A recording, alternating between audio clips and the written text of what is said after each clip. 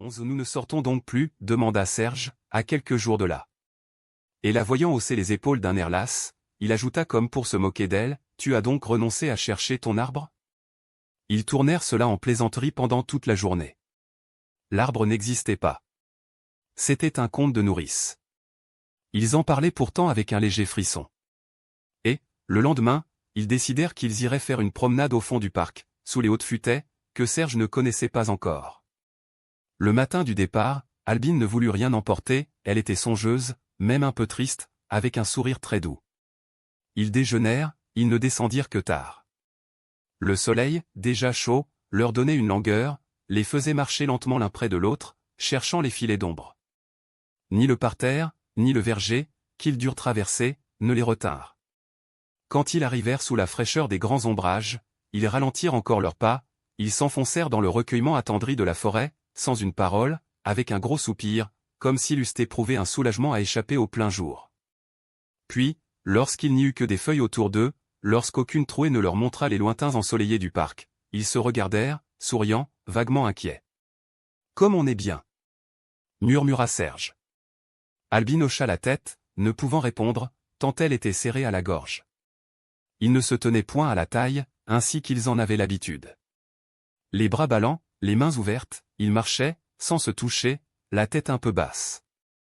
Mais Serge s'arrêta, en voyant des larmes tomber des joues d'Albine et se noyer dans son sourire. « Que as-tu » cria-t-il. « Souffres-tu ? T'es-tu blessé ? » « Non, je ris, je t'assure, dit-elle. « Je ne sais pas, c'est l'odeur de tous ces arbres qui me fait pleurer. » Elle le regarda, elle reprit, « Tu pleures aussi, toi. Tu vois bien que c'est bon. » « Oui, murmura-t-il, toute cette ombre, ça vous surprend.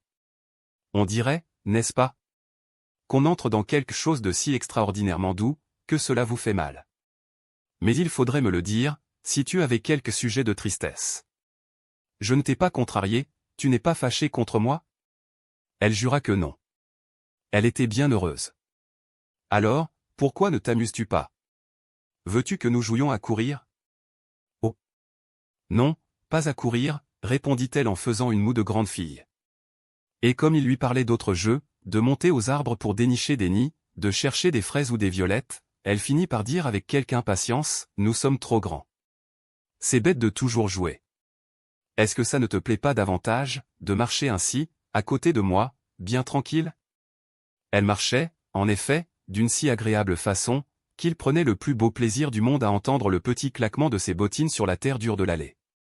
Jamais il n'avait fait attention au balancement de sa taille, à la traînée vivante de sa jupe, qui la suivait d'un frôlement de couleuvre. C'était une joie qu'il n'épuiserait pas, de la voir ainsi s'en aller posément à côté de lui, tant il découvrait de nouveaux charmes dans la moindre souplesse de ses membres.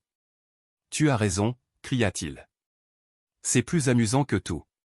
Je t'accompagnerai au bout de la terre, si tu voulais. » Cependant, à quelques pas de là, il la questionna pour savoir si elle n'était pas lasse. Puis, il laissa entendre qu'il se reposerait lui-même volontiers. « Nous pourrions nous asseoir » balbutia-t-il. « Non, répondit-elle, je ne veux pas. Tu sais, nous nous coucherions comme l'autre jour, au milieu des présidents. Nous aurions chaud, nous serions à notre aise. Je ne veux pas. Je ne veux pas. » Elle s'était écartée d'un bond, avec l'épouvante de ses bras d'homme qui se tendaient vers elle. Lui, l'appela grande bête, voulut la rattraper. Mais, comme il la touchait à peine du bout des doigts, elle poussa un cri, si désespéré, qu'il s'arrêta, tout tremblant. « Je t'ai fait du mal ?» Elle ne répondit pas tout de suite, étonnée elle-même de son cri, souriant déjà de sa peur. « Non, laisse-moi, ne me tourmente pas. Qu'est-ce que nous ferions, quand nous serions assis ? J'aime mieux marcher. » Et elle ajouta, d'un air grave qui feignait de plaisanter, « Tu sais bien que je cherche mon arbre. » Alors, il se mit à rire, offrant de chercher avec elle. Il se faisait très doux, pour ne pas l'effrayer davantage, car il voyait qu'elle était encore frissonnante, bien qu'elle eût repris sa marche lente, à son côté. C'était défendu, ce qu'ils allaient faire là, ça ne leur porterait pas chance, et il se sentait ému, comme elle, d'une terreur délicieuse, qui le secouait d'un tressaillement, à chaque soupir lointain de la forêt. L'odeur des arbres, le jour verdâtre qui tombait des hautes branches, le silence chuchotant des broussailles, les emplissaient d'une angoisse, comme s'ils allaient, au détour du premier sentier, entrés dans un bonheur redoutable. Et, pendant des heures, ils marchèrent à travers les arbres. Ils gardaient leur allure de promenade, ils échangeaient à peine quelques mots, ne se séparant pas une minute, se suivant au fond des trous de verdure les plus noirs. D'abord, ils s'engagèrent dans des taillis dont les jeunes troncs n'avaient pas la grosseur d'un bras d'enfant. Ils devaient les écarter, s'ouvrir une route parmi les pousses tendres qui leur bouchaient les yeux de la dentelle volante de leurs feuilles. Derrière eux, leur sillage s'effaçait, le sentier, ouvert, se refermait, et ils avançaient au hasard, perdus, roulés, ne laissant de leur passage que le balancement des hautes branches. Albine, lasse de ne pas voir à 3 pas, fut heureuse, lorsqu'elle put sauter hors de ce buisson énorme dont ils cherchaient depuis longtemps le bout. Ils étaient au milieu d'une éclaircie de petits chemins, de tous côtés, entre des haies vives, se distribuaient des allées étroites, tournant sur elles-mêmes, se coupant, se tordant, s'allongeant d'une façon capricieuse. Ils se haussaient pour regarder par-dessus les haies, mais ils n'avaient aucune hâte pénible, ils seraient restés volontiers là, s'oubliant en détours continuels, goûtant la joie de marcher toujours sans arriver jamais, s'ils n'avaient eu devant eux la ligne fière des hautes futaies. Ils entrèrent enfin sous les futaies, religieusement, avec une pointe de terreur sacrée, comme on entre sous la voûte d'une église. Les troncs, droits, blanchis de lichen, d'un gris blafard de vieilles pierres, montaient démesurément, alignés à l'infini des enfoncements de colonnes.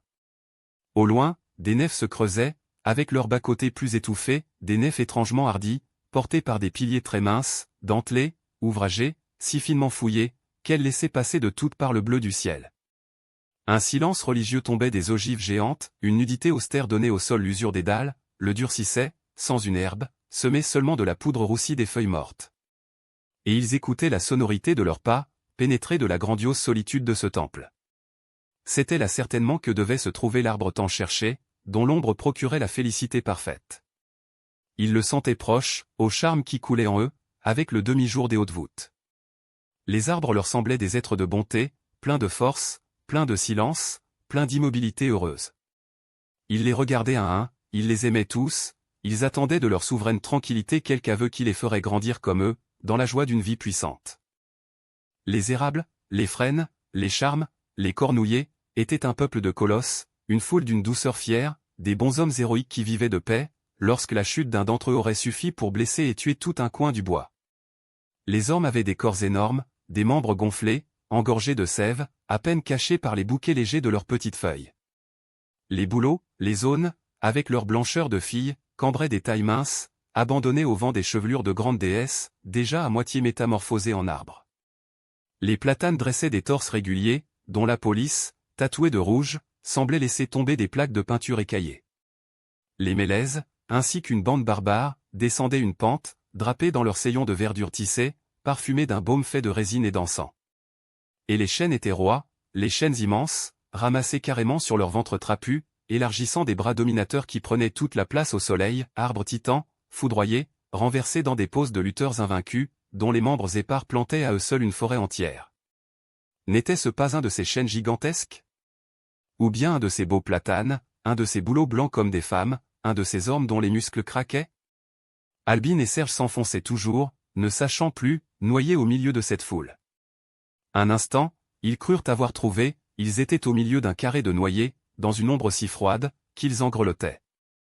Plus loin, ils eurent une autre émotion, en entrant sous un petit bois de châtaigniers, tout vert de mousse, avec des élargissements de branches bizarres, assez vastes pour y bâtir des villages suspendus.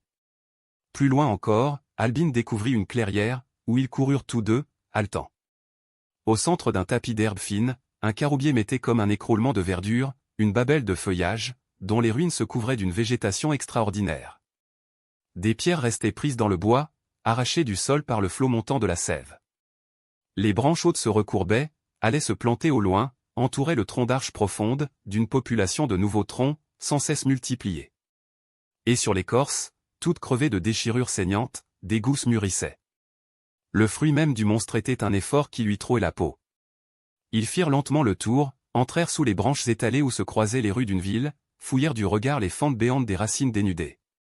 Puis, ils s'en allèrent, n'ayant pas senti là le bonheur surhumain qu'ils cherchaient. « Où sommes-nous donc » demanda Serge. Albine l'ignorait. Jamais elle n'était venue de ce côté du parc.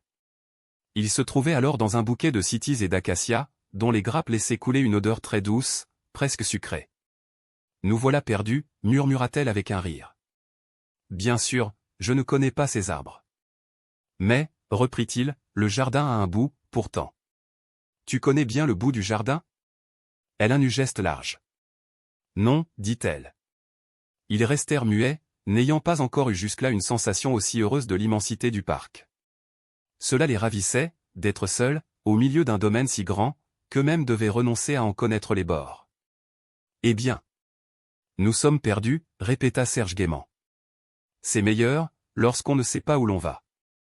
Il se rapprocha, humblement. Tu n'as pas peur? Oh. Non. Il n'y a que toi et moi, dans le jardin. De qui veux-tu que j'aie peur? Les murailles sont trop hautes. Nous ne les voyons pas, mais elles nous gardent, comprends-tu? Il était tout près d'elle. Il murmura, tout à l'heure, tu as eu peur de moi. Mais elle le regardait en face, sereine, sans un battement de paupières. Tu me faisais du mal, répondit-elle. Maintenant, tu as l'air très bon. Pourquoi aurais-je peur de toi? Alors, tu me permets de te prendre comme cela? Nous retournerons sous les arbres. Oui. Tu peux me serrer, tu me fais plaisir. Et marchons lentement, n'est-ce pas? Pour ne pas retrouver notre chemin trop vite. Il lui avait passé un bras à la taille. Ce fut ainsi qu'ils revinrent sous les hautes futaies, où la majesté des voûtes ralentit encore leur promenade de grands enfants qui s'éveillaient à l'amour. Elle se dit un peu lasse, elle appuya la tête contre l'épaule de Serge. Ni l'un ni l'autre pourtant ne parla de s'asseoir. Ils n'y songeaient pas, cela les aurait dérangés. Quelle joie pouvait leur procurer un repos sur l'herbe, comparé à la joie qu'ils goûtaient en marchant toujours, côte à côte? L'arbre légendaire était oublié. Ils ne cherchaient plus qu'à rapprocher leur visage, pour se sourire de plus près. Et c'étaient les arbres, les érables, les ormes, les chênes, qui leur soufflaient leurs premiers mots de tendresse, dans leur ombre claire. « Je t'aime », disait Serge d'une voix légère qui soulevait les petits cheveux dorés des tempes d'Albine. Il voulait trouver une autre parole, il répétait « Je t'aime. Je t'aime. » Albine écoutait avec un beau sourire. Elle apprenait cette musique. « Je t'aime.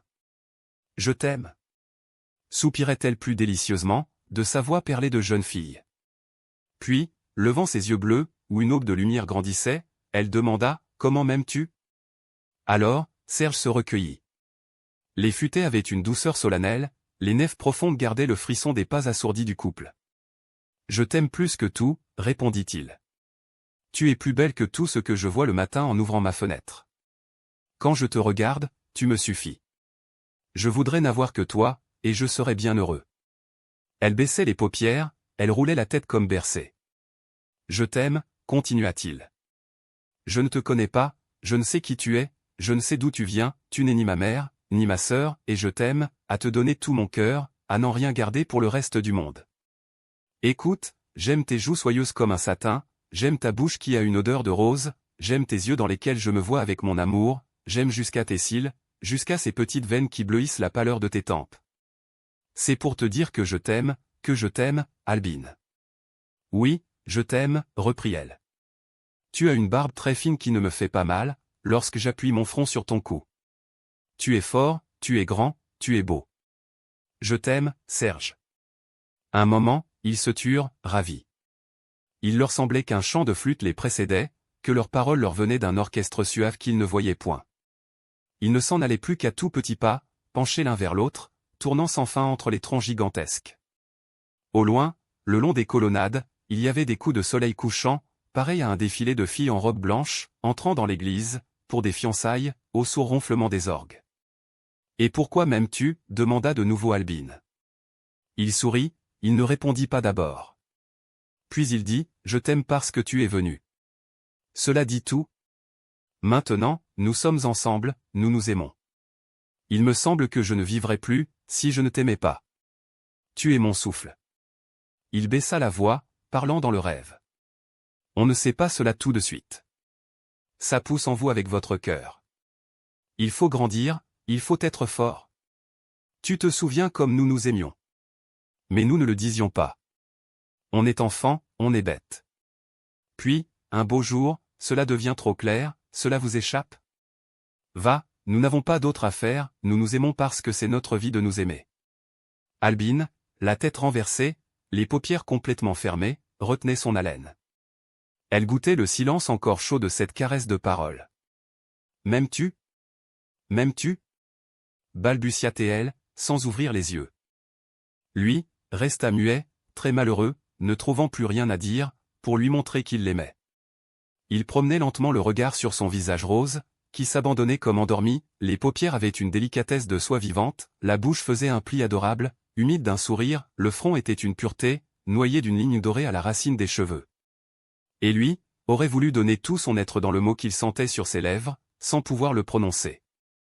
Alors, il se pencha encore, il parut chercher à quelle place exquise de ce visage il poserait le mot suprême. Puis, il ne dit rien, il n'eut qu'un petit souffle. Il baisa les lèvres d'Albine. « Albine, je t'aime. Je t'aime, Serge. » Et ils s'arrêtèrent, frémissant de ce premier baiser. Elle avait ouvert les yeux très grands. Il restait la bouche légèrement avancée. Tous deux, sans rougir, se regardaient. Quelque chose de puissant, de souverain les envahissait, c'était comme une rencontre longtemps attendue, dans laquelle ils se revoyaient grandis, faits l'un pour l'autre, à jamais liés. Ils s'étonnèrent un instant, levèrent les regards vers la voûte religieuse des feuillages, parurent interroger le peuple paisible des arbres, pour retrouver l'écho de leur baiser. Mais, en face de la complaisance sereine de la futaie, ils eurent une gaieté d'amoureux impunis, une gaieté prolongée, sonnante, toute pleine de l'éclosion bavarde de leur tendresse. « Ah ! Conte-moi les jours où tu m'as aimé. Dis-moi tout. M'aimais-tu, lorsque tu dormais sur ma main? M'aimais-tu, la fois que je suis tombé du cerisier, et que tu étais en bas, si pâle, les bras tendus? M'aimais-tu, au milieu des prairies, quand tu me prenais à la taille pour me faire sauter les ruisseaux? Tais-toi, laisse-moi dire. Je t'ai toujours aimé. Et toi, m'aimais-tu? M'aimais-tu? » Jusqu'à la nuit, ils vécurent de ce mot aimé qui, sans cesse, revenait avec une douceur nouvelle. Ils le cherchaient, le ramenaient dans leurs phrases, le prononçaient hors de propos, pour la seule joie de le prononcer. Serge ne songea pas à mettre un second baiser sur les lèvres d'Albine. Cela suffisait à leur ignorance, de garder l'odeur du premier. Ils avaient retrouvé leur chemin, sans s'être souciés des sentiers le moins du monde. Comme ils sortaient de la forêt, le crépuscule était tombé, la lune se levait, jaune, entre les verdures noires. Et ce fut un retour adorable, au milieu du parc, avec cet astre discret qui les regardait par tous les trous des grands arbres. Albine disait que la lune les suivait. La nuit était très douce, chaude d'étoiles. Au loin, les futaies avaient un grand murmure, que Serge écoutait, en songeant, elle cause de nous. Lorsqu'ils traversèrent le parterre, ils marchèrent dans un parfum extraordinairement doux, ce parfum que les fleurs ont la nuit, plus alangui, plus caressant, qui est comme la respiration même de leur sommeil. Bonne nuit, Serge. Bonne nuit, Albine. Ils s'étaient pris les mains, sur le palier du premier étage, sans entrer dans la chambre, où ils avaient l'habitude de se souhaiter le bonsoir. Ils ne s'embrassèrent pas. Quand il fut seul, assis au bord de son lit, Serge écouta longuement Albine qui se couchait, en haut, au-dessus de sa tête. Il était las d'un bonheur qui lui endormait les membres.